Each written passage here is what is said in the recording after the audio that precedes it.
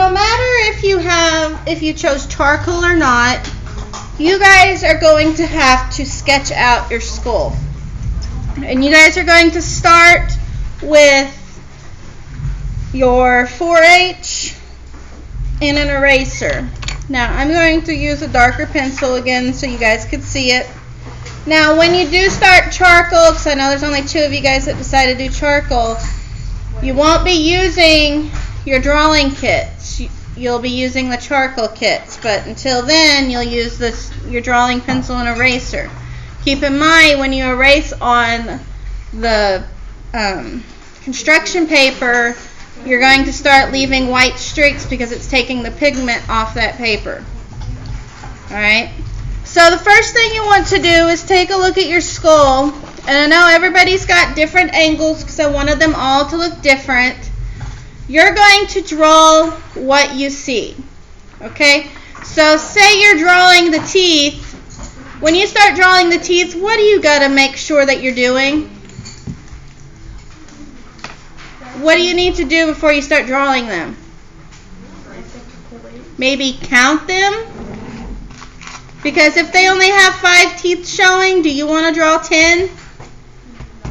No. I had that last hour. I had somebody draw a whole bunch of teeth, and I'm like, go count your teeth on your skull. And he goes, oh. Okay? Draw what you see, not what you think you see. They might have more teeth, but if you don't see them, do you draw them? No. Alright, so the first thing you're going to do is what we call a gesture drawing, which is kind of a sketch. We're not tracing our pictures. Okay? You have to draw bigger than the actual picture, because if you draw too small, what are you going to have? A lot of emptiness, a lot of negative space. So I want to fill up my whole paper. Now, if I run out of room when I'm drawing this, is it okay for my skull to run off the paper a little bit? Yeah. Yes.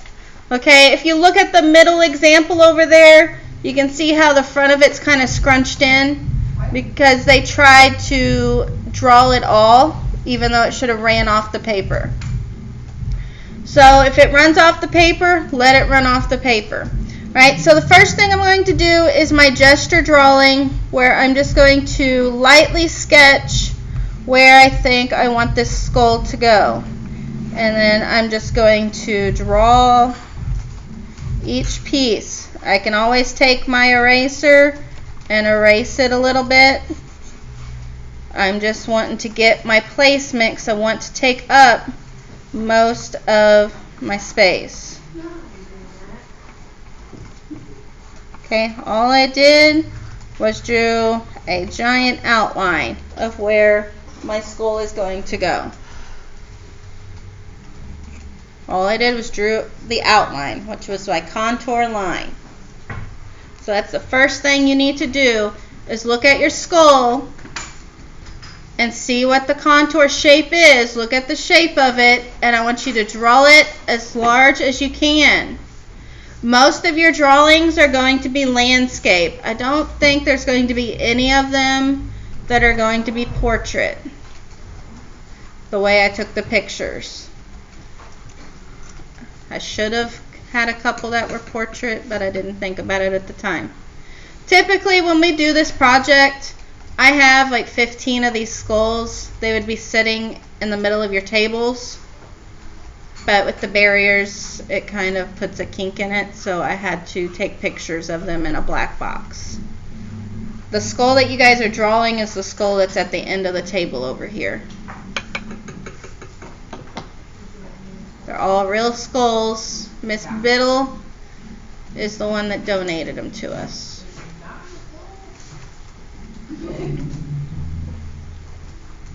Now, we're not shading today. We won't get to the shading portion probably until tomorrow, if we're lucky. I want you guys to work on drawing out all your details, because you always want your details drawn out before you start shading. Okay, and I'm going to put the placement of the eye socket. And when you draw the eye, what do you see on the inside of that eye socket? Bones. You see lots of different, like the ear canal behind it. Okay, there's lots of little lines and details that you need to draw. Okay, same thing with the ridges of the bones or the bone plates. You see all those little pieces.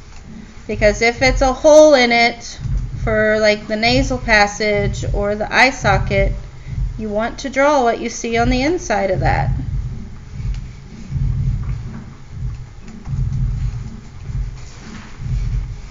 The reason we're doing still lifes, guys, is so that way you get the hang of drawing what you see and not what you think you see. Our next project, if we have time, I just need to gauge on how much time we have left in the semester because this semester's flying by. Okay, usually I'll have a big still life up here and you guys will draw the objects. I may still do that, but take pictures again like I did with the skull because it's hard for you guys to see through these barriers. So we'll see what I want to do, and then we'll start with perspective after that. Because you guys are going to learn how to draw the inside of a room.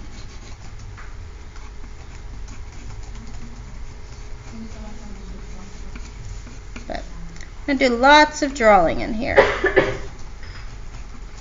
And we'll even play around with some oil pastels. Those are fun too.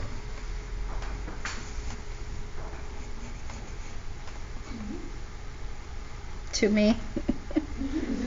Have you ever used oil pastels before? Yeah. Then what are they?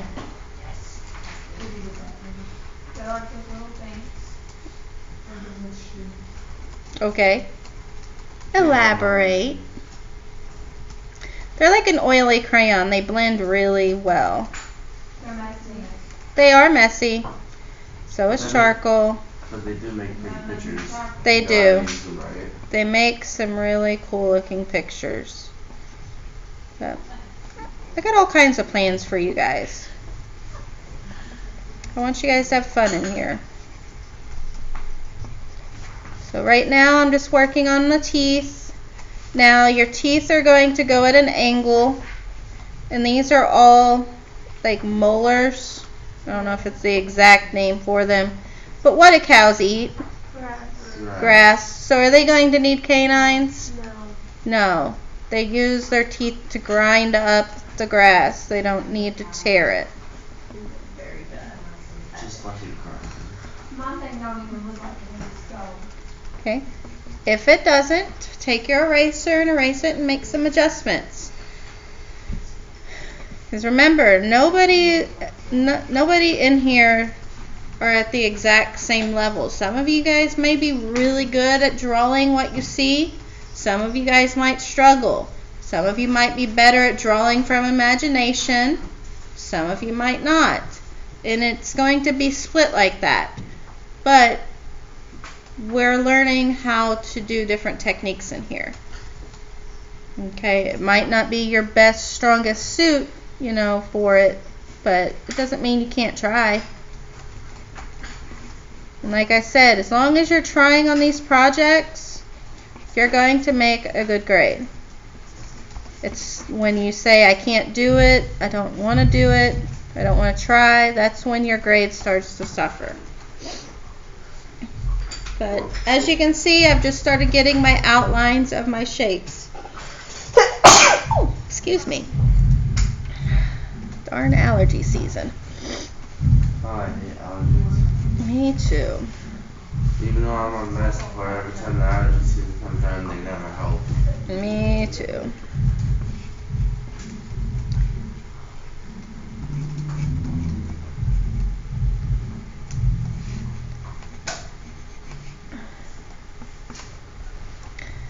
And also the example on the bottom over there, guys, is a horse skull.